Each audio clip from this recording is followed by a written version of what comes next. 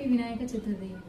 మాకు ఇంట్లో విగ్రహం పెట్టుకునే వంతం లేదు, ఎందుకంటే మా అత్తయ్య వాళ్ళ అత్తయ్య ఉన్నప్పుడు ఎవరు పెద్దవాళ్ళు చనిపోయారంట.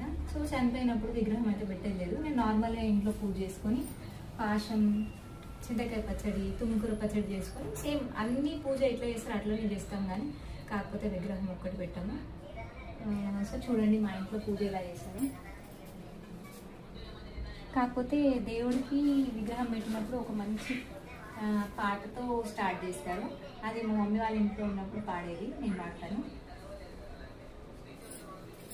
ఇంకా ఇంకా ఏమి తాత కనక పళ్ళు కాముడు ఉప్పు దుప్పటి రేగు దూది మడుగు నాలుగు వాగు నీళ్ళు ఓనం పత్రిక తెలంగుళ్ళ నల్ల ఇంకా నా చేత నమస్కారం.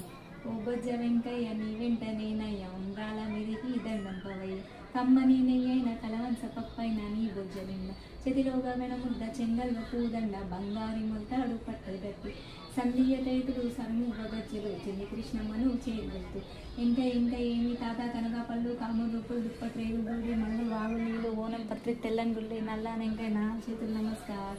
ఓ బొజ్జ వెంకయ్య నీ వెంట నేనయ్య ఉండ్రాల మీదికి దండం పవయ్య కమ్మని నెయ్యైన కలవంస పప్పైన నీ బొజ్జ నిండ చెతిలోగా వెనముద్ద చెంగల్వ పూదండ బంగారు మొలతాడు పట్టు దట్టి సంధీయ రైతులు సర్మూహ గజ్జలు చిన్ని కృష్ణమ్మను చేరగలుతూ జై బోలో గణేష్ మహారాజ్కి జై. సో మా ఇంట్లో అయితే ఇలా పూజ నేను చేసుకున్నాను, అట్లయినా నా మనస్ఫూర్తిగా చేసుకున్నాను. విగ్రహం లేకుండా అని ఇంట్లో పూజ చేసి పెట్టుకున్నాను. సో మా ఇంట్లో పూజ అయితే అయిపోయింది. సో మీ ఇంట్లో విగ్రహం ఎంతమంది పెడుతున్నారు, వంతన ఉన్న వాళ్ళు పెడుతున్నారా, ఎలా చేసుకున్నారు కామెంట్ చేయండి ఫ్రెండ్స్. ఓకేనా, బాయ్.